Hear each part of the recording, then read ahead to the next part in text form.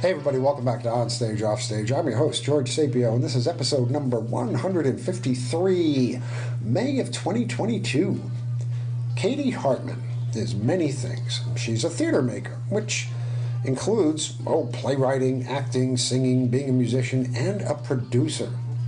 Her career has taken her around the world as one half of the Coldharts, performing such macabre works as Edgar Allan and the Unrepentant Necrophile. Yes, kids, it's a musical.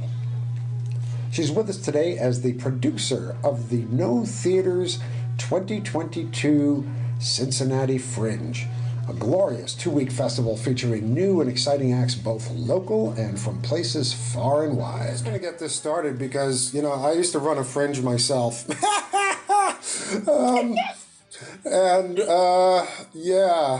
Some of the best times I've actually had in theater because just meeting so many wonderful people and working so hard. But why did you want and how did you get this insane position of being pretty much in charge of this huge? Getting one show up is bad enough, but what do you got? 29 shows coming in? I have 29 primary lineup in-person shows. I have 3 digital primary lineup shows. I have 5 special events, and I'm currently finding acts for our free outdoor stage. Okay. So how many days is this thing going to run? It is 14 days, and we're dark on Mondays. Okay. So 14 days, 29 plus 3 plus 5 plus whatever else comes along. So we have 100. I know that we have 177 in-person, indoor, unique performances. And then once you add all of our outdoor performances, it will be hundreds of performances. Yeah. Okay. Have you gotten any sleep in the past year and a half? Because this is that. My gosh, that's quite a number of things to arrange. How did you get this job in the first place? I wanted it. I found myself. I found myself in mid-September of 2021. Kicked off the dole, as we all were. Yeah. From our government subsidized. We were government subsidized artists for the first time in the United States during the pandemic, and that provided us with rest and the most money we had made on a monthly basis in a very long time.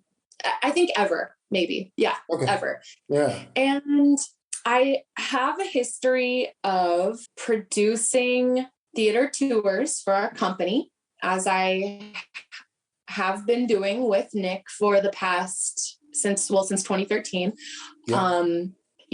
We realized, in 2019, we really went all in with our tour. And whenever we weren't at a Fringe festival, we were filling in the gaps like a band and going to the cities in between where we were traveling and putting up pop-up venues in those cities as we traveled. Just to clarify, Nick is your partner. Nick Ryan is he is my partner in life and in art. Yeah. Isn't that wonderful? That's amazing. And you guys together are the Coldharts, correct? We are the Coldharts, yes. Okay, yeah, because we're going to get to that because that's a subject all to itself. In fact, we've already spoken about this on this show a couple of years ago, but I'd love to come back to this. That was that 2014? That 2015. 2015. Yeah, I know, right? Goodness. Okay, so the Unrepentant Necrophile was but a twinkle in our eye. We were like, we think we can do this crazy thing, George.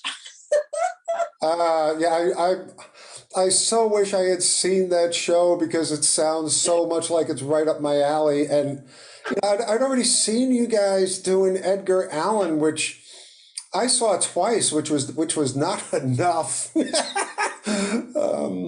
But yeah, oh my God. Okay, so you got kicked off the dole and you were filling in and doing all the, just theatering around and doing musical stuff like crazy. I mean, during the pandemic, a lot of people pivoted and started doing online things, and we did not. I have to say, at the beginning of 2020, by mid-February, we had done all 4 of our original productions in the last 6 weeks. We had done Edgar Allan and The Legend of White Woman Creek in Orlando. We did Edgar Allan and Edgar Perry at the Poe Museum in Richmond, Virginia. And then we had just done an off-Broadway run of The Unrepentant Necrophile at Here Arts Center in mid-February. And we were looking down the barrel of 2020 and we were booked. By a theater maker's standards, we were looking at success. We were booked throughout the year. And as an independent theater maker in New York City, I looked at the year and I was very excited, and I was also feeling very daunted. I didn't know how we were going to survive, because I was already, it is an unending marathon. When you live in New York City, you tour on the road, and then you come back, and then there's no time at least we had not made time for rest, and because we couldn't afford it, we were too busy making that rent. And so it's weird to say my year is booked, I mean, you've got all these gigs that. Yeah. Yeah. And touring is grueling. It's grueling work, Mm-hmm. Sure. So all of this was taking its toll. And in a way, when Broadway shut down and everything, and we went into quarantine, I sighed a huge sigh of relief. I had never been given the opportunity to rest or check in with myself. I had never allowed myself to relax and question. Well, I was always questioning, like, is there a better way to do this? Yeah. But so often the answer to that is, don't do theater, But that's not an option. You're a starving artist. What are you doing? And so that was an amazing journey, not only for myself, but for Nick. We both re-examined our relationship to the theater and our careers and our own, and our own bodies, like I read this incredible book about burnout she is a doctor and she writes with her sister, Emily Nagoski, and it's all about the burnout. It's all about the stress cycle and how to complete the cycle. And that was very illuminating for me, where I was like, I haven't been, essentially in my work, I have not been allowing myself to complete the stress cycle, so that my body, which doesn't know that it's not experiencing all of the things that it is going through in a play, when you're embodying that role as an actor, I wasn't. And so I was holding all that tension, all that stress, even after the show, and that it does a number on you. Yeah, it does. I mean, I think what a lot of normal people, and I'm using air quotes here, folks, for those of you who can't see me, normal people don't realize is actors on stage, good actors, are people in conflict, and they're people with trauma, and they get up on stage and they act this trauma out in front of lots of other people, and they do this night after night. If they're lucky, they get a good run. Like you guys have been going, I'm not keeping track of you guys for several years now, and you're just busy. You're taking the shows here and there. And this is not Noel Coward that you're doing. This is like digging up Noel Coward and putting him on the wall kind of thing, that kind of theme. If you write that, I get credit, okay? Digging Noel, there we go. But it takes a toll. Gosh. It takes a toll. It does. And so it was lovely to rest from that. And that was a strange juxtaposition, to be so grateful for the world stopping. I felt like I wished for it. I felt like I had a monkey's paw and I went, I wish everything would just stop. And then it did. So anyway, so fast forward to September 2021, kicked off the dole. And, you know, it cycle, even if you're like, I'm ready for this, like I'm ready to go back to work, you know, even if, you know, I'm vaccinated, like, there still was a resistance to return to the old way of life. It didn't seem like enough had changed in our society for us to be stable or safe, you know? And so I just remember I was in a really low place, and I was talking to my best friend, and I just said, I just wish that like, I just know that if I got the opportunity to do something like produce the Cincinnati Fringe Festival, that's what I want to do. Like, that's, I know I'd be really good at that. You know, I feel like, and then again, I feel like I wished on the monkey's paw, because literally 5 days later, we received an email to previous producers of the Cincinnati Fringe asking if we would take a survey, an improvement survey, like how can we improve? We're looking for our new leadership for the festival. And I just went like, and I emailed them right away, and I just was like, have you hired this person yet? Because I want to throw my hat in the ring. I'm so excited about this position. And they sent me the job posting, and it's the fastest cover letter I've ever written in my entire life. Yeah, I'll bet. Well, so now you're here, and yeah, now you're in the driver's seat on this thing. And what was it? Is it what you pictured? Yes and no. My friend Patrick in Cincinnati, he said the funniest thing. I said, Patrick, this is like my dream job. And he said, well, nightmares are dreams too. True. Yeah. I mean, Cincy Fringe is so much bigger than the Ithaca Fringe was, which is where we met. Yeah. And we were like 1/10 the size of you guys, but it was still so much work. And yeah. I was extremely lucky to have so many highly qualified people making this thing happen. You know, my wife Maura was, I mean, she did so many darn things that, you know, I can't even keep track of what she did. Peggy Carey, you know, ran the show, everything, you know. So, yeah. What's your staff like? I mean, because I know some of the folks out there. I still remember the Borntraegers. I remember, you know, and oh, by the way, I love the little distancing thing you put up. One Borntraeger between, you know, every. Right. Beautiful. That's not me. That's all them. It's so funny. Okay. I know. So what's it like working with these folks? Oh, it's great. We have an awesome staff. You know, I will say that you had a very difficult job in that with Ithaca. You started it from scratch. You know, you had a concept. Whereas I feel like I have inherited incredible infrastructure that's been in place for the last 19 years and only getting better and better. Right. So yeah, I mean, we have a full theater staff. Now the Cincinnati Fringe Festival is a no theater production. And the no theater will be celebrating its coming up on its 25th season, and the Cincinnati Fringe Festival will be coming up on the 20th season. That's all next. That's 22, 23. Right. But, you know, but these are dedicated theater practitioners, and the Fringe is, we call it Fringe Moss. You know, it is our high holy days. It is when we get together and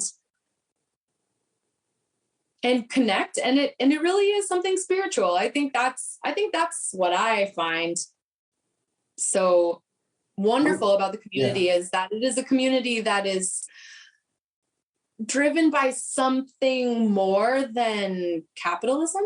Capitalism is certainly a constraint when it comes to your time, your energy, and your resources. But people are genuinely looking for and creating meaning. Every good theater production and every good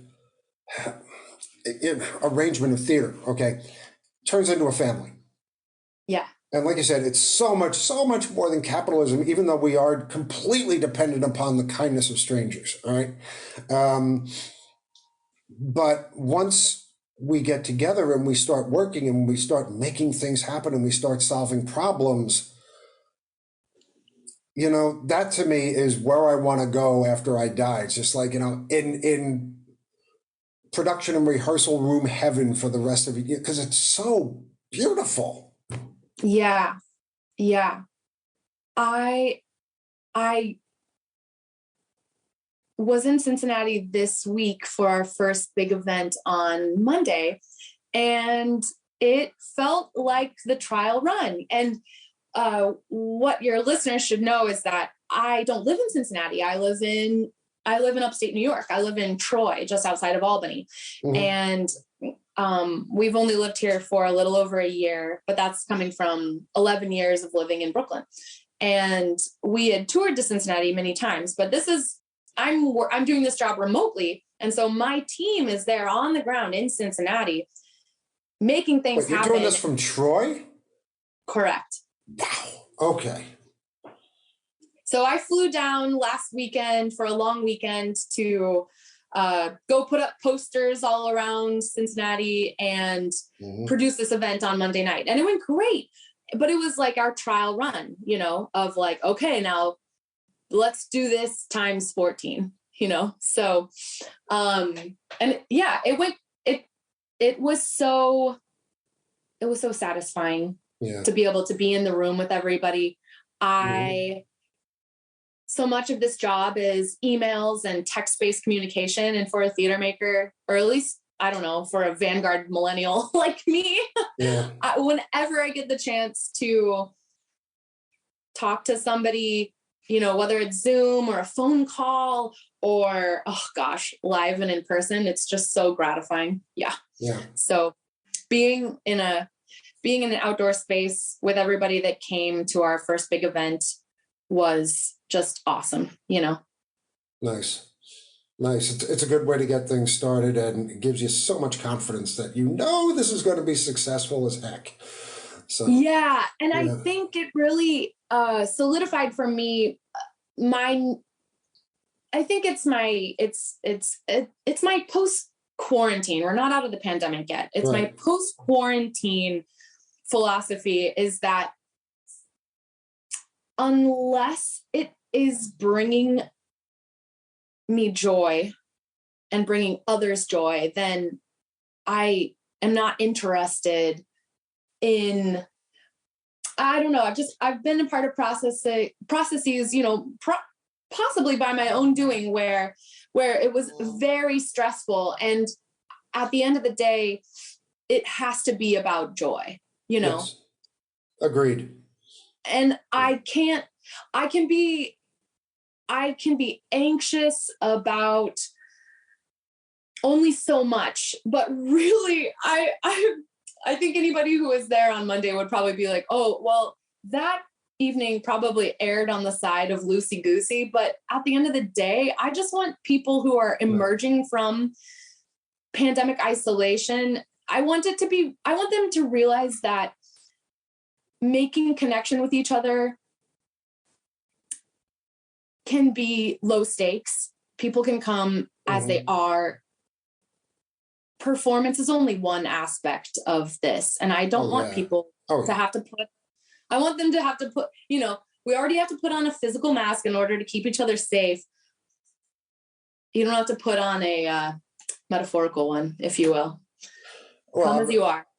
The thing I remember about Cincinnati, both times I was there, was it was a party. And people were literally in love with each other, helping each other out, being wonderful to each other, always passing smiles on. I mean, I had the opportunity to be in the No Theater bar in the mornings, usually sobering up, when Eric Vosmer and his crew were having their morning meetings. And these were meetings that I tried to model our own meetings on, because it was matter of fact, they got things done, but it was so supportive. You could tell everybody in that little enclave loved each other. Right? Totally. which is the only reason to do this. I mean, if you want to be miserable, go get a job somewhere. Totally. You want to be happy, do theater. Yeah. Yeah. It's a good thing you've found yourself in. So let's talk about, because we've referred to this a couple of times, let's talk about the infected elephant in the room. How are you managing COVID? What are the requirements? And with all those in-person shows you got coming up. Yeah. So what's it like dealing with that? So we will be learning from years past. So in 2020, the Cincinnati Fringe Festival, it being one of the earlier festivals in the American circuit, if you will, it takes place in like late May, early June. They pivoted so fast, all things considered. And it just went immediately online. And then in 2021, with the uncertainty, they did it completely. It was hybrid. It was online, and anything in person was outdoors. And a beautiful thing that I think has come out of that is one of the staples of all the great fringe festivals of at least North America. And that is that there is an outdoor free programming component. And that is what we are focusing on this year, that there is a return to normalcy. We will have a full lineup of indoor pop-up venues where everyone will be masked. I don't believe we can require vaccination cards anymore. And I don't, we're so removed from boosters. We are requiring all of our staff and our artists to be vaccinated.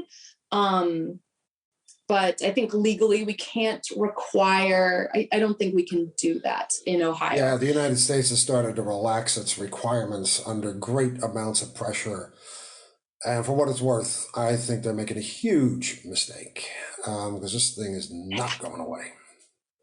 Yeah. And so I think with all that in mind, providing free outdoor programming is so crucial to moving forward, not only from the pandemic and dealing with the pandemic and people's, and just in order to protect our most vulnerable. Yeah.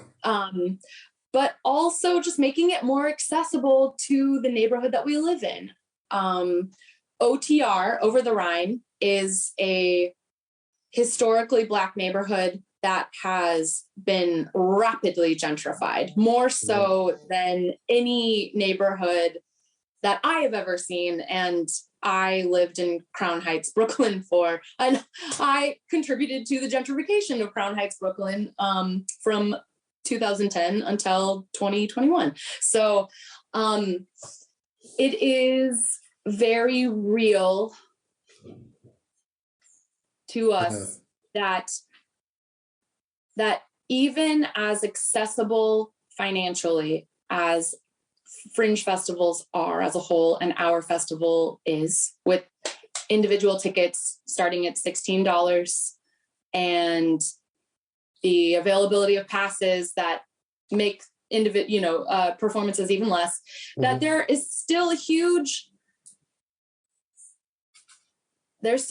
part of this neighborhood and our society that cannot afford that.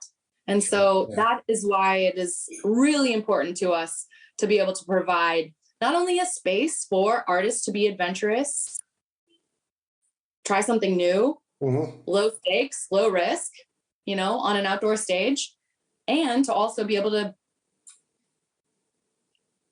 provide that kind of entertainment to this wider audience. Yeah. Sure, yeah. I mean, because that's always been one of the big things about theater is, I can't afford it. And people get around that in so many different ways, but making room for everybody is something that theater needs to do. I mean, theater exists on a shoestring anyway. It's a very thin shoestring. It's a threadbare shoestring. And we can't afford to continue to subsidize it on the backs of artists. Right, exactly. I mean, society needs to step up and start supporting it. But that's a whole different thing because, that just encourages critical thinking, which is not something we want to get into right now. Well, and I think that's what the beauty of fringe festivals is, and that so Yes. many people don't fully understand is that fringe festivals are non-commercial. These are artists that are driven by their desire to express something that they are not witnessing in mainstream culture, Exactly. and I know Yes. that, and to be a fringe artist is to work within so many constraints, which is just beautiful for both the audience and the artist. Yeah. It encourages so much imagination. The constraint of it is minimalist set dressing for maximalist sensibilities. Yeah. Our shows never exceed an hour, so for the price of what you would pay to go see a touring Broadway show, you can see 8 fringe festival shows. That Exactly. is an entire weekend if you really want to cram it in, of affordable, accessible entertainment that will inspire you. It might enlighten you. It might challenge you, because the creators are driven by so much more than the bottom line.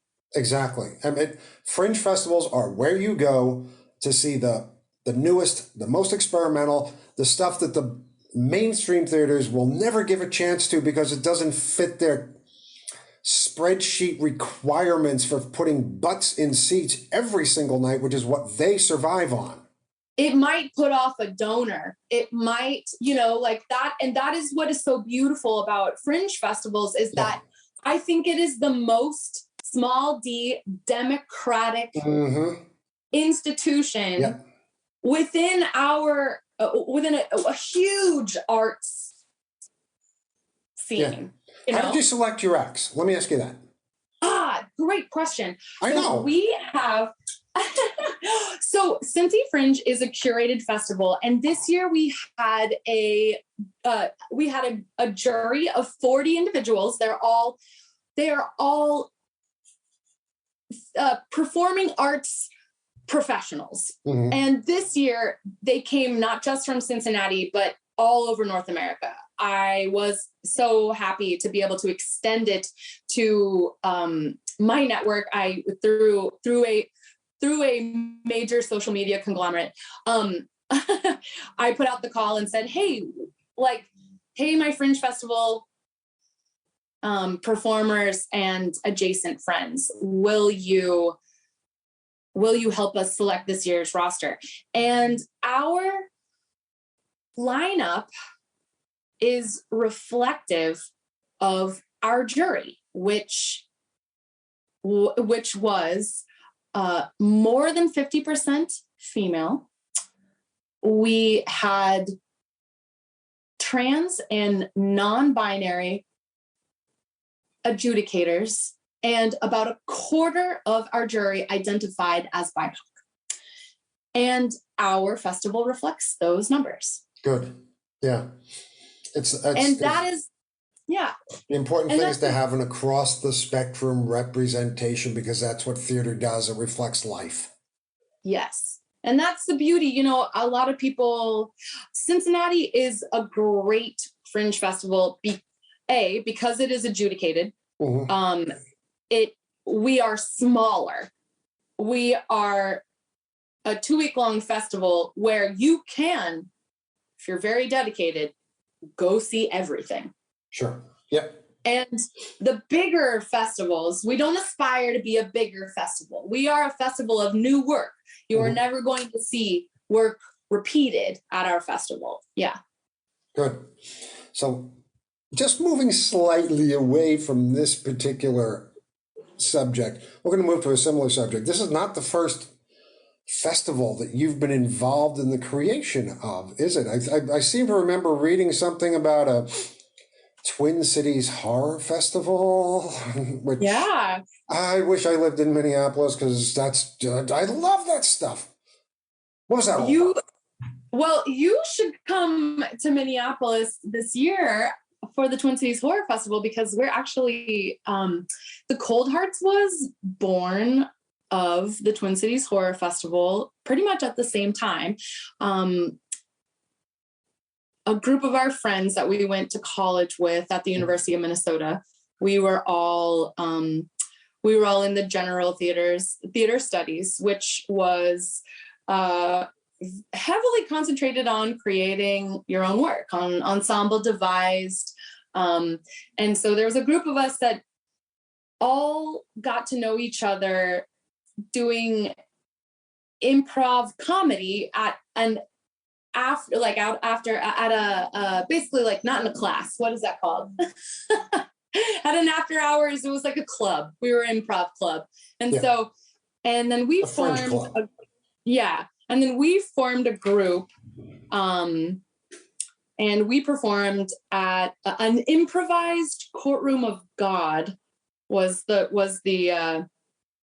form at the Minnesota Fringe Festival in 2004. Yes. So that was my first Fringe Festival with this group of friends. And then emerging from that model, years later, Nick had written a play. He had a theater company with all these guys, and they had, as you know, created a piece of horror theater called Harold.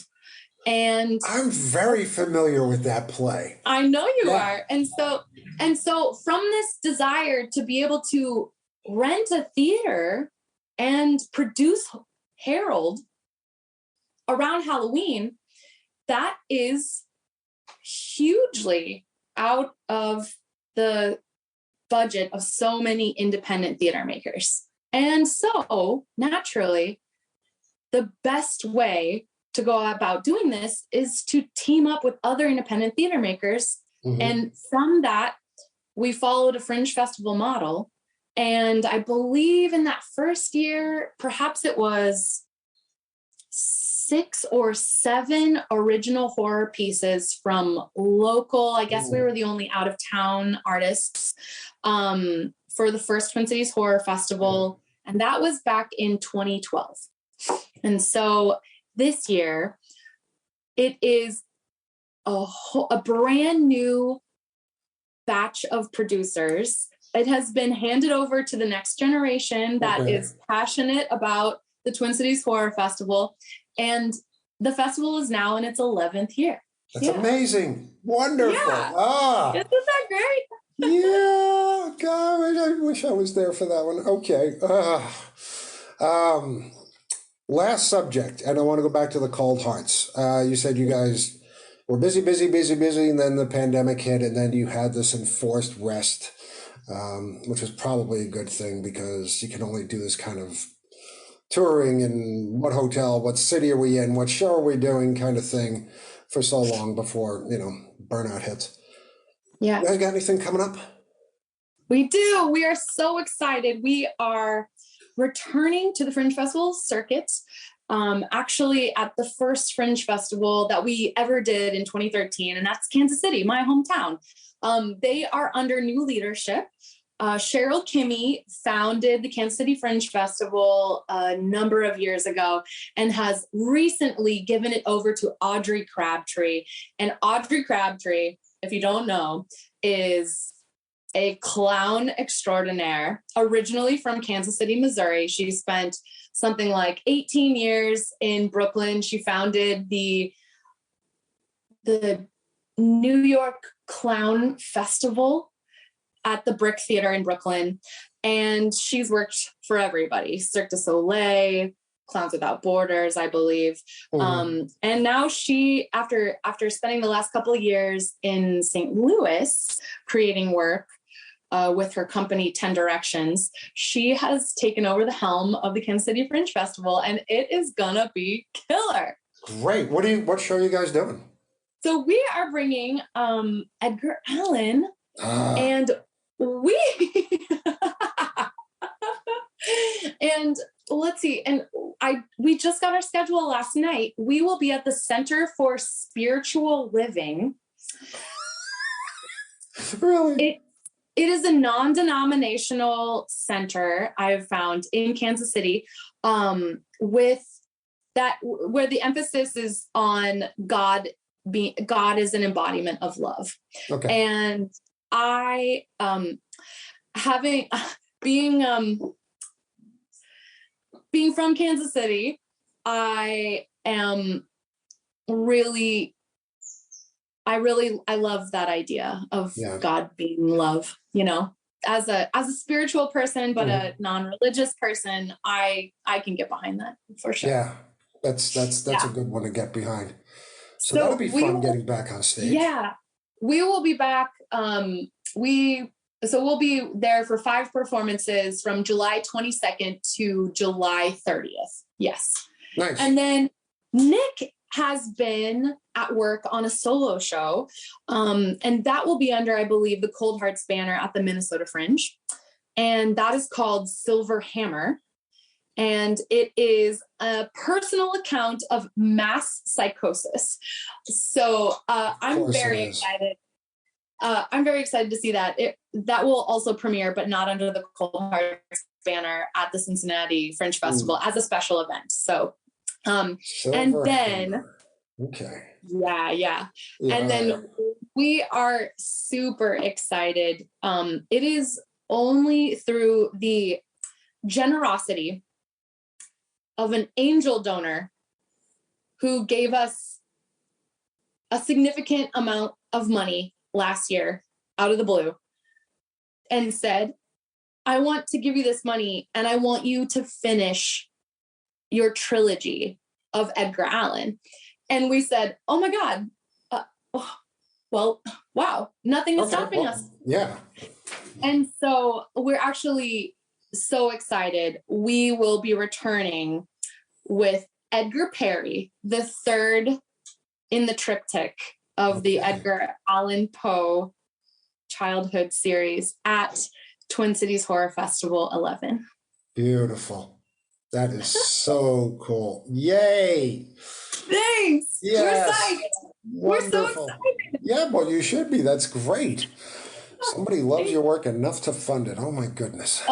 Right? No, right? It took a long time. A long time. We had so much support from small donors over the pandemic through Patreon, and we are so grateful to them for not judging us, for immediately reorienting our skill set to pumping out small, Patreon like bites of work. We just theater just doesn't work like that. Theater works however you can get the money, really. And it's not always easy. Yeah. Well, theater, I think, is a lot like poetry in that you have to have so much time and space, and you need to be able to be relaxed in order to be playful and imaginative. And I wouldn't say that the last 2 years were the most relaxing years. Yeah. Even if we were on the dole, it was not relaxing. That's survival, and nobody should be expected to create in times of that. But it is our imaginations that our imaginations that help us create joy in times of sorrow. True. It's some of the greatest art comes from some of the most unimaginable challenges. But you guys sound like you're doing okay. And it sounds like the Cincy Fringe is going to be a smash.